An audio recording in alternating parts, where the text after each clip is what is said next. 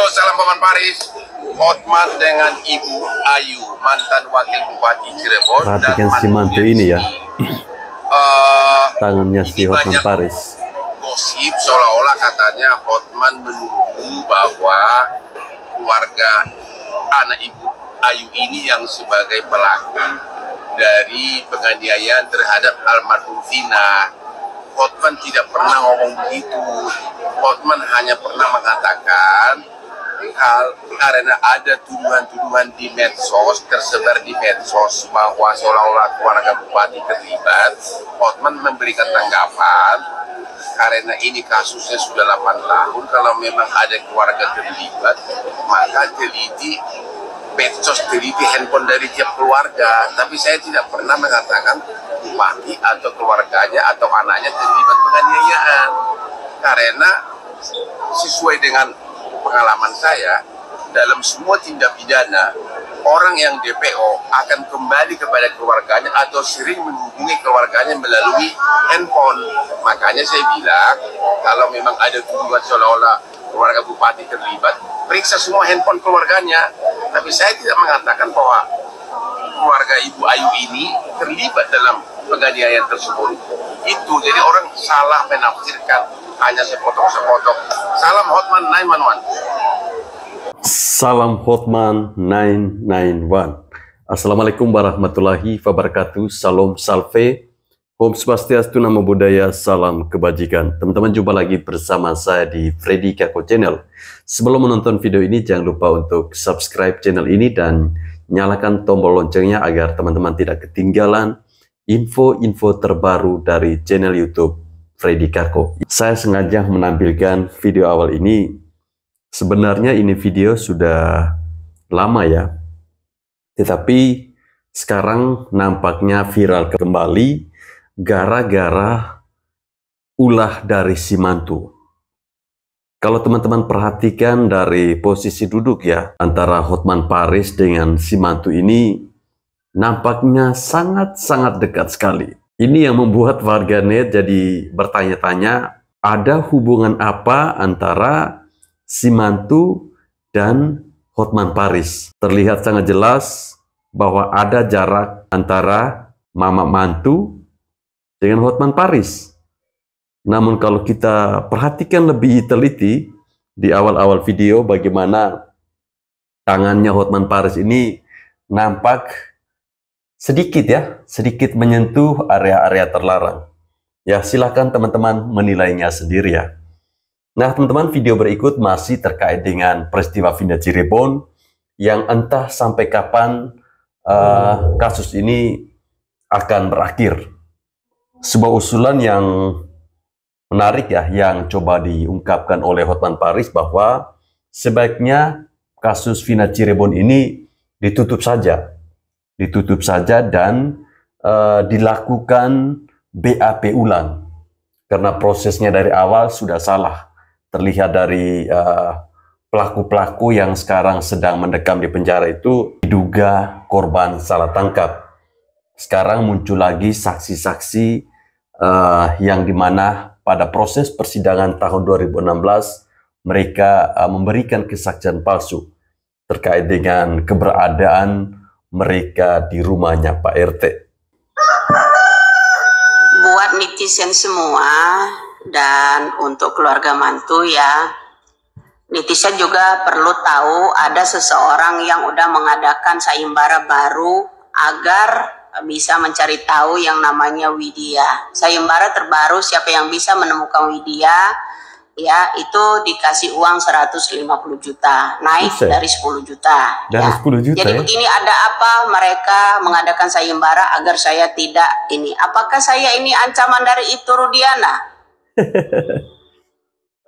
Bapak Rudiana yang terhormat, boleh-boleh saja Anda membohongi publik, merekayasa data, merekayasa yang namanya saksi kala itu Pak. Tapi tidak boleh bohongi saya.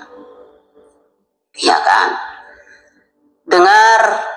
Pak dan netizen semua ya, saya harap mohon doa dari kalian agar bulan ini bisa terkuak kasus Vina ini agar tidak menimbulkan kasus ini orang yang berlagak senior, orang yang berlagak pintar, orang yang berlagak pengacara hebat di situ merasa dirinya paling sombong di negara ini.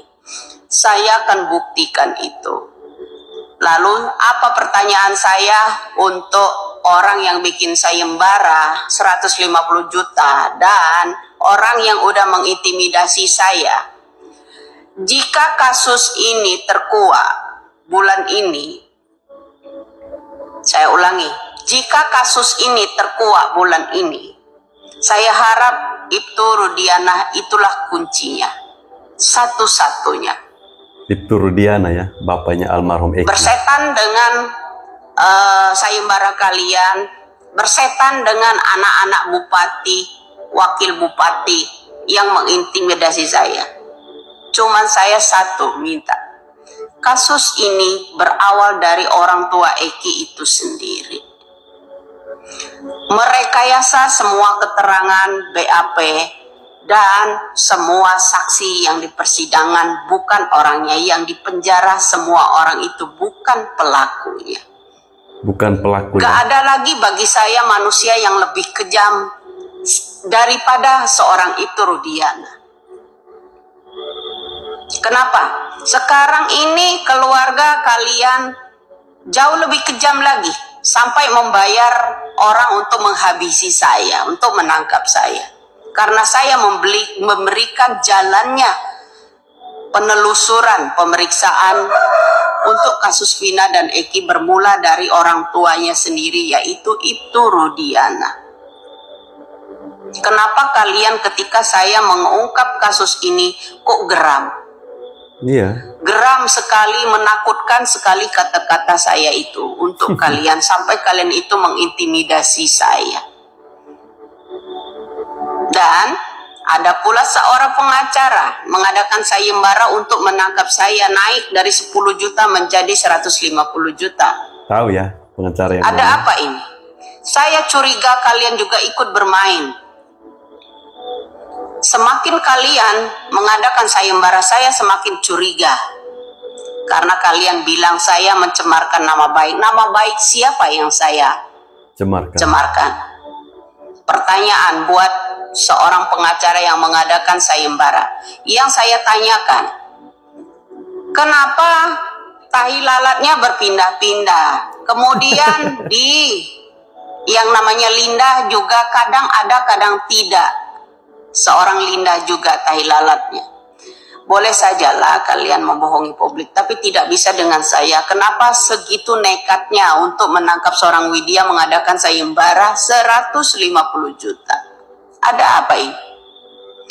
Karena semakin mendekati keterangan Widya ya, saya orangnya orang yang sederhana. Dan kala itu saya 2012 dan 13 itu saya sudah ceritakan kepada orang tua saya. Kenapa saya belakangan ini bisa melihat sesuatu yang di luar nalar manusia. Itu aja. Di luar nalar manusia. Tapi banyak orang yang tidak akan percaya itu. Sewaktu-waktu akan ada orang membisikkan itu kepada saya. Jadi itu kunci keributan masalah kasus Vina ini. Nggak usahlah terlalu mengancam intimidasi saya. Intinya satu aja. Kunci itu adalah Ibtu Rudiana dan kawan-kawan. Oke? Jadi ini tidak hanya melibatkan seorang Ibtu Rudiana saja. Pejabat kala itu terseret semua. Ya, kalangan geng motor itu yang menaruh yang namanya Vina, yang memperkosa Vina, itulah yang dicari. Sebenarnya keluarga seseorang itu bukan mencari khawatir karena orang yang melakukan pembunuhannya, tetapi orang itu khawatir karena orang yang pertama kali memperkosa yang namanya Vina. Dan kedua orang yang memperkosa yang namanya Vina. Bukan pelaku pembunuhnya yang dikhawatirkan mereka bahwa anak mereka itu terlibat dalam apanya. Tapi Orang yang khawatir itu karena khawatir terkuak pelaku pemerkosanya, ya. Jadi kalau masalah aktor pembunuhan yang namanya Vina dan Eki itu tergantung bagaimana itu sendiri berani jujur atau tidak. Salam waras di subuh pagi ini. Selamat pagi Indonesia. salam waras di subuh pagi ini. Salam waras Indonesia. Akhirnya rasa penasaran saya terjawab sudah ya. Selama ini saya selalu bertanya di dalam hati kecil saya, kok bisa ya Ibu Widya ini tahu semua tentang apa yang terjadi di negeri ini. Bukan hanya kasus peristiwa Vina Cirebon, bahkan jauh sebelum itu ada kasus-kasus besar yang menimpa negeri ini yang banyak sekali kita tidak tahu. Tapi Ibu Widya ini bisa tahu.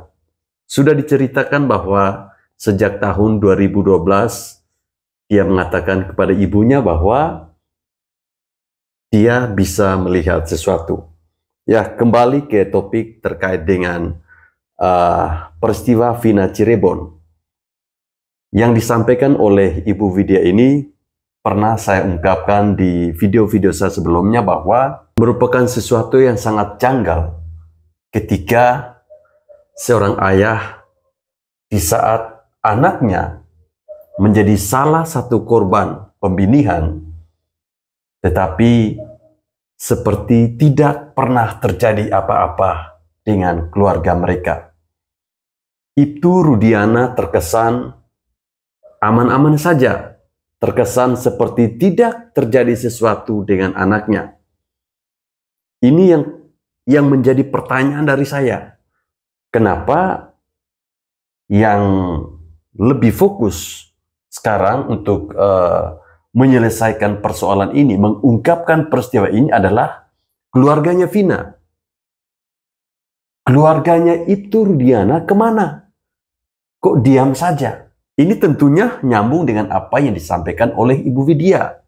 Seharusnya saat ini yang harus dimintai keterangan adalah Ibtu Rudiana. Karena sesungguhnya dia yang mengetahui peristiwa ini. Sangat mengejutkan ketika Ibu Widya mengatakan bahwa yang ditakutkan itu adalah orang yang telah melakukan pemerkosaan terhadap Vina. Bukan siapa yang melakukan pembunuhan. Pertanyaan saya, siapakah orang yang melakukan pemerkosaan itu? Aib di mana, Dut? Nggak ada kabar, Pak. Nah, kayaknya ngumpet, Pak. Suka nggak enak kalau benar terus tuh. Iya, kalau nggak enak mau dikasih kucing sayang, dikasih mata kaki, mata kakinya ngilang. Nggak ngilang sebenarnya. Tengah malam kan ikut pertemuan sama si Bam, sama si Raja Kancil, sama si menantu. Gimana ini? Kok ngilang di ram peredaran mata kaki? What's wrong with you? Mau nambah ilmu kesaktian dah setelah menggunakan ilmu rawa rontek. Jangan-jangan lagi mati geni sama puasa mutih kali ya si mata kaki itu. Bukan hilang sebenarnya. Iya, bukan hilang karena semalam ya tengah malam baru pertemuan kan. Rapat direksi dengan si Bams, dengan si Jenderal Kancil, dan ada tambahan sebenarnya pertemuannya sama perwakilan kelompok pramuka yang hidup dalam dua sisi dan dua alam. Satu sisi menjadi anggota kelompok pramuka, di sisi lain pendamping dari salah satu, salah dua. Jangan-jangan nanti pada saat muncul si mata kaki kesaktiannya tidak hanya 100 meter, 1000 meter. Sama sakti bukan? Ingat, mata kaki itu bukan menghilang apalagi ngumpet. Lagi belajar ilmu baru sama si Bams. Ingat, ya. Bukan hilang, bukan ngumpet. Lagi belajar ilmu baru sama si Bams. Ingat, darah itu merah, Jenderal. Good boy, good boy. Darah itu merah, Jenderal. Ya, si abang kita yang satu ini ketika membuat konten itu selalu memberikan istilah-istilah yang nampaknya sangat sulit bagi orang awam untuk menerjemahkan. Tadi kalau kita dengarkan ada istilahnya kelompok pramuka. Kalau teman-teman paham soal itu, pramuka itu bajunya warna apa? Jadi dia selalu memberikan clue-clue ya. Jadi di dalam peristiwa Vina Cirebon ini teman-teman, ada dua orang ya. Ada dua orang netizen yang informasinya terkadang sangat akurat ya. Salah satunya si abang kita yang satu ini, dan salah duanya adalah Mbak Widya. Kalau si abang kita yang satu ini hanya pakai clue-clue, tetapi Mbak Widya ceplas-ceplos menyebutkan nama, karena sesungguhnya Mbak Widya ini tahu ya. Bahkan ada yang mencurigai jangan-jangan si Mbak Widya ini adalah mantan istrinya Ibtu Rudiana. Karena memang kalau teman-teman melihat foto yang beredar, foto-foto lamanya mantan istrinya Ibtu Rudiana atau mantan istrinya Bupati Cirebon itu memang mirip ya, sangat-sangat mirip. Dan yang saya merasa sangat lucu itu teman-teman, ketika sayembara yang dilakukan oleh seorang pengangguran banyak acara, yaitu pengacara yang merupakan seorang caleg, ya calon wali kota di suatu daerah, ketika nilai 10 juta yang ditawarkan tidak mempan, lalu mereka menaikkan nilai itu sebesar 150 juta hanya untuk menangkap, hanya untuk mencari tahu seorang Mbak Widya. Saya sudah jelaskan di video saya kemarin, kalau mau cari Mbak Widya itu datang ke NTT ya. Di sini banyak yang namanya Mbak Widya. Ya mukanya mirip sama Mbak Widya itu banyak. Silakan datang di sini. Nanti saya tunjukin rumahnya itu ada di mana. Dan namanya Peggy ini dari kecil lahirnya di desa sini, dan dari kecil sama saya itu sama adiknya situ. Itu maksudnya dari belum pernah kemana-mana. Jadi kalau ada netizen yang mengatakan ini itu salah, saya kira kan begitu ya. Jadi yang jelas saya tahu persis memang bukan anak saya, tapi dari kecil sama saya. Namanya Peggy ini. Jadi Bapak tahu betul bahwa Peggy Tahu ini betul. apa, bukan pelaku atau otak? Bukan sekolahnya juga di sini. Sekolahnya di mana Pak? Boleh dijelasin Pak? Fotonya lepas, fotonya lepas. Ini SD, fotonya lepas, nggak ada ini fotonya Pak ya. Fotonya lepas. Oh iya, Fotonya lepas itu memang sengaja emang nggak ada? dilepaskan ya. Pada lama SMP, SMP coba di zoom foto Peggy Setiawan Cianjur ya. kakaknya.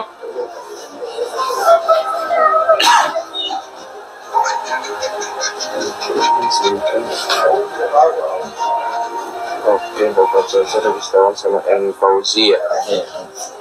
Oke, berarti Bapak betul mengenal Peggy ya Pak ya? Mengenal dari kecil sama saya Bu. Oh iya. Bapak atas nama siapa? Pak Sumardi. Rumahnya di sini Di juga? sini. Oh di sini. Oke. Itu Dari keterangan kecil sama daripada saya.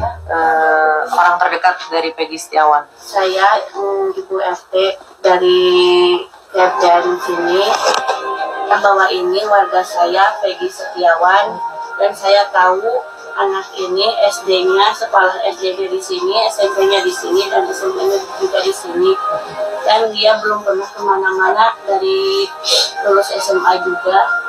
Cianjur aja. Yang benar Dan rumah aja. saya itu berdirikan di rumah ini, rumah Peggy Setiawan. Berarti Ibu yakin Peggy tidak pernah melakukan Yakin. hal itu ya? Insya Allah yakin. Selaku orang terdekat dari Peggy. Mas Peggy kenal dengan Bu RT? Kenal ya. Barangkali nanti kan dikira Bu RT kan? Ya. Pak RT-nya boleh. Mana Pak RT? Nah ini Pak RT-nya. Pak RT bisa sedikit menambahkan. Assalamualaikum warahmatullahi wabarakatuh. Mungkin di sini saya sedikit menambahkan. Mungkin di sini saya mantan RT 0207 Kampung Karangmenggang, Desa Gadok, Kecamatan Pacet, yang mana pengganti saya, istri saya sendiri. Tapi untuk keluarga Pak Cecep Dahlan, saya sangat tahu sekali dari awal, yang mana beliau mempunyai dua orang anak. Yang pertama Peggy Setiawan, dan yang kedua Muhammad Fauzi atau yang biasa dipanggil Riam. Kebetulan ibunya juga saya kenal, Ibu Elis, yang mana emang semenjak dari kecil Pak Cecep itu dengan Ibu Elis itu udah berpisah, dan akhirnya juga Peggy Setiawan saya tahu malahan sempat pengajian diajarin juga ini di Masjid Al-Islah, dan dia bersekolah di SD Gadok sama SMP Yapik gitu. Jadi saya di sini insya Allah mungkin kalau bersumpah demi Allah, selaku dulu saya menjabat selaku RT, menyatakan bahwa Peggy Setiawan ini beserta Pak Cecep emang warga kami dan tidak pernah kemana-mana. Mungkin untuk keluar daerah kayaknya nggak tahu lah, memang ada keterbatasan. Malahan keluarga Cecep ini suka dibantu juga oleh program pemerintah waktu dia bersekolah, mendapatkan PKH gitu. Jadi di sini saya mengklarifikasi lagi, nggak mungkin ada kaitannya yang kejadian di Cirebon itu dengan keluarga Pak Cecep yang bernama anaknya Peggy Setiawan ini, yang mana dia dibilang anak dari seorang pejabat atau Bunda Ayu, padahal itu nggak ada sangkut pautnya. Sama Mas ini juga bukan saudara ya, Mas? Bukan saudara, Peggy. Iya. Bukan warga Bapak juga ya di sini ya? Saya. Bukan ya, jadi nggak ada keterkaitan ya Pak ya? Nggak ada. Yakin ya Pak? Yakin. Lucu perkataan awal tadi bahwa walaupun si Peggy Setiawan ini bukan anak saya, tetapi dia dari kecil bersama saya. Ini dia sebagai apa ya? Kok bisa-bisanya si Peggy Setiawan ini dari kecil bersama dengan dia? Dan teman-teman, yang Bapak RT yang ini yang memberikan kesaksian ini, apakah RT yang bertugas di tahun 2016 atau gimana ya? Saya ini sebenarnya heran kenapa mereka ini sibuk sekali memberikan klarifikasi. Padahal polisi tidak atau sama sekali belum memintai keterangan kepada mereka. Kok kesannya mereka ini takut sekali sama netizen ya? Atau jangan-jangan mereka ini pelakunya? Ke Widya tim saya akan membuatin laporan. Lapor kemana, Bu? Ini yang Lapor 150 juta tadi. Yang ada tai lalatnya itu. Bercandain lu di situ.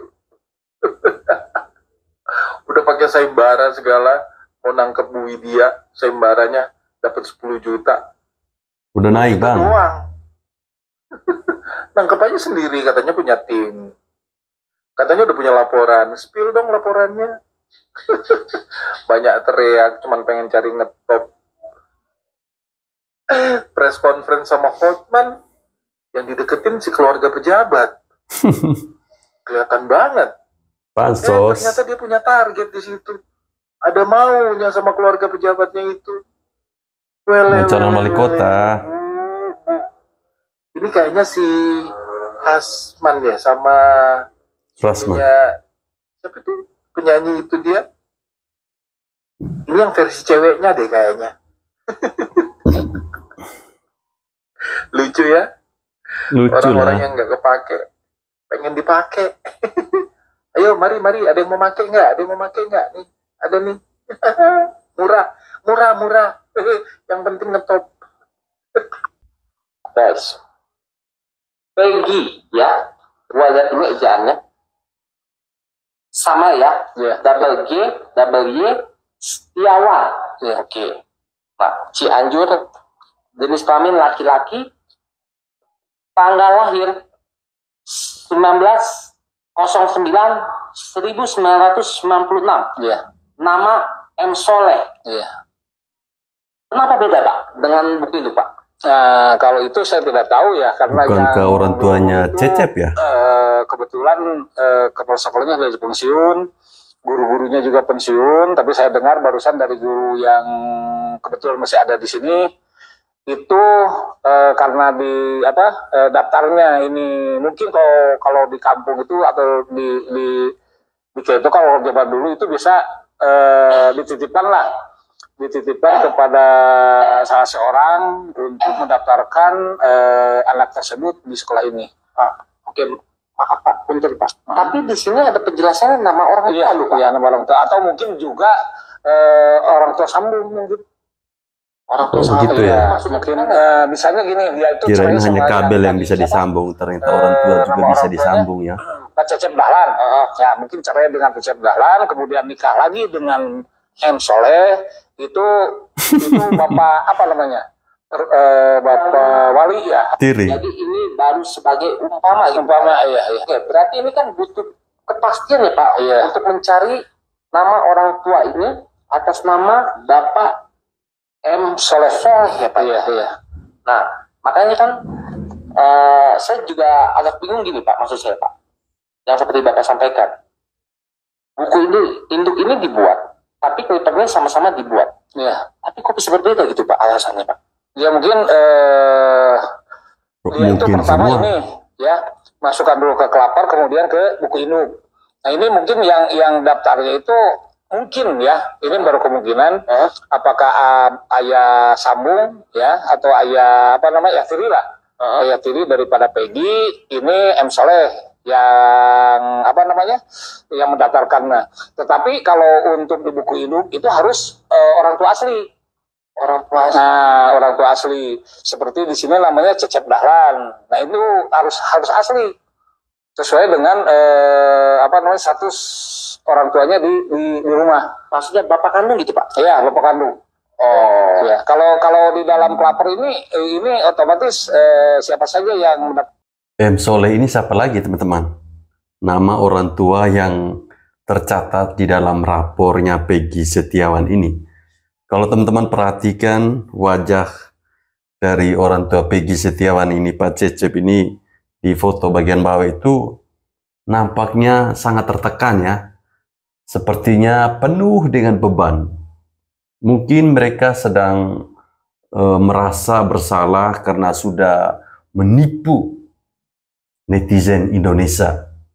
Mereka mencoba untuk menipu, memberikan klarifikasi ke sana kemari, tetapi mata elang intelijen yang ditunjukkan oleh netizen Indonesia itu tidak bisa membohongi, ya, tidak bisa membohongi.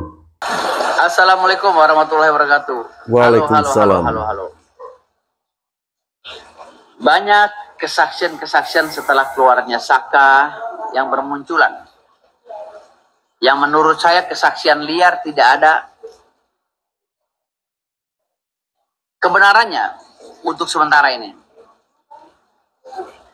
Saka yang telah divonis dan menjalani hukuman selama 8 tahun beserta 8 kawannya, beserta 7 kawannya, ini telah memberikan kesaksian yang menjadi fakta persidangan dan diputuskan oleh hakim di dalam sebuah putusan yang mempunyai kekuatan hukum yang tetap. Sehingga mereka dihukum sekian tahun dan sekian tahun. Lalu Saka setelah keluar dari penjara, dia nyanyi sehingga membuat gempar Indonesia. Seakan-akan Saka membantah dan menganulir semua kesaksiannya dalam persidangan yang telah mempunyai kekuatan hukum yang tetap. Datanglah rombongan Farhad Abbas ya untuk menganalisa dan mendampingi Saka agar namanya dipulihkan. Dan Farhad Abbas pun ingin melaporkan ini ke pihak kepolisian dengan pasal dugaan keterangan palsu di bawah sumpah, pasal 242 KUHP. Kalau menurut saya ya, analisa saya sementara seperti itu. Dengan ancaman hukuman 7 tahun.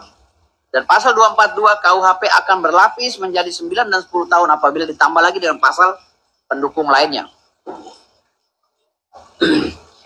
Namun Farhad Abbas harusnya melakukan upaya hukum luar biasa dengan mengajukan PK terkait dengan statement Saka yang dibilang tidak bersalah.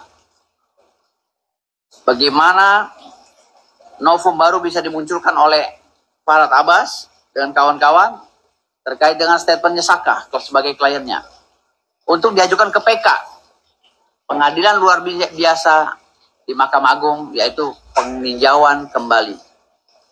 Jika novumnya hanya berdasarkan saksi-saksi, ribuan saksi yang komentar saat ini dari TikTok dan YouTube, saya rasa itu hal yang sia-sia. Karena Farhad Abbas membuktikan ada penyiksaan di dalam proses penyelidikan, ya sesuai dengan keterangan Saka. Farhad Abbas pun harus membuktikan ada intimidasi dan kriminalisasi yang dilakukan oleh Polres Cirebon pada saat itu. Jika itu tidak ada, maka Saka akan mengalami atau menghadapi proses hukum yang selanjutnya dengan memberikan keterangan palsu apabila ada yang melaporkan pihak Saka. Saka atau 7 terdakwa lainnya, ya, bagaikan buat simal kalma atau bagaikan telur di ujung tanduk. Dia ingin membantah dalil-dalil hakim yang telah mempunyai kekuatan hukum yang tetap pada putusannya, harus melakukan PK. Jika PK-nya tidak menang, maka Saka akan dilaporkan kembali oleh pihak-pihak yang tidak senang dengan keterangan Saka yang membuat gaduh. Ya, ingat, proses hukum tidak semudah yang kita pikirkan. Kalau Saka bilang keterangannya pada saat persidangan itu tidak benar, artinya Saka bisa divonis dengan putusan yang baru, keterangan palsu di bawah sumpah. Karena Saka setelah bebas bilang itu keterangannya tidak benar. Berarti saat itu Saka dengan sengaja melakukan pembohongan publik, keterangan palsu di bawah sumpah terhadap hakim dan di hadapan hakim di persidangan yang mulia. Maka Saka bisa saja diterapkan pasal 242 KUHP tentang keterangan palsu di bawah sumpah dengan ancaman hukuman 7 tahun penjara. Hati-hati, hati-hati, jangan sampai Saka ini tergiring, ya, dengan pikiran-pikiran yang salah terhadap pembelaan. Kan saya selalu bilang, hukum itu adalah ilmu yang tidak pernah pasti. Namun hukum itu dituntut untuk memastikan hal yang gak pasti. Salah saja nota pembelaan kita, maka yang korban adalah klien kita. Hati-hati saudara-saudara. Ya. Dan untuk semua pihak-pihak yang ingin memastikan hukum ini harus melalui jalur-jalur yang memang sudah disiapkan oleh negara secara konstitusional. Jangan menggiring opini-opini sehingga ini memblunder, sehingga membawa-bawa nama-nama orang besar. Ya, sulit sekali tembok yang sudah diputuskan oleh negara, yaitu putusan pengadilan yang telah berkekuatan hukum yang tetap, untuk dibongkar kembali sangat sulit. Perlu kerja keras. Apalagi hanya mengandalkan tim hukum yang baru belajar. Sangat sulit. Terima kasih. Wassalamualaikum warahmatullahi wabarakatuh. Waalaikumsalam. Ya, memang dilema juga ya. Kalau misalnya pernyataan-pernyataan dari para saksi yang sekarang yang merupakan seorang mantan ya, mantan narapidana, bahwa ketika itu mereka dipaksakan untuk melakukan pengakuan. Kemudian karena merasa takut, karena merasa takut disiksa ya, mereka pada akhirnya mengakui sesuatu yang tidak mereka perbuat.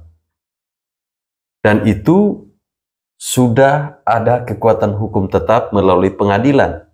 Namun ketika mereka ini keluar dari penjara, kemudian kita sebagai netizen memandang bahwa saat ini apa yang mereka sampaikan itu adalah sesuatu yang jujur. Ya, sesuatu yang jujur. Dan ini bisa menjadi blunder ya, bisa menjadi blunder buat mereka sendiri. Bagaimana kalau kita mendengar penjelasan dari Abang Firdaus ini ya, kalau misalnya pernyataan mereka itu tidak bisa dibuktikan dengan data, maka bisa jadi para saksi-saksi yang merupakan mantan napi ini bisa kembali lagi ke dalam penjara. Ya, itulah rumitnya peristiwa ini ya. Peristiwa yang sudah terjadi 8 tahun lalu baru bisa terangkat kembali, viral kembali di tahun 2024. Baik teman-teman, saya kira sampai di sini video saya. Terima kasih telah menonton video ini. Kita doakan semoga peristiwa ini cepat selesai, cepat menemukan jalan keluarnya. Dan saya minta kepada teman-teman untuk mendoakan keselamatan dari Mbak Widya ya, karena pengacara yang di sana itu sudah menaikkan imbalan dari 10 juta menjadi 150 juta. Jadi hati-hati buat kalian yang mendapatkan informasi-informasi yang akurat, kalian akan dicari loh. Terima kasih teman-teman. Salam waras.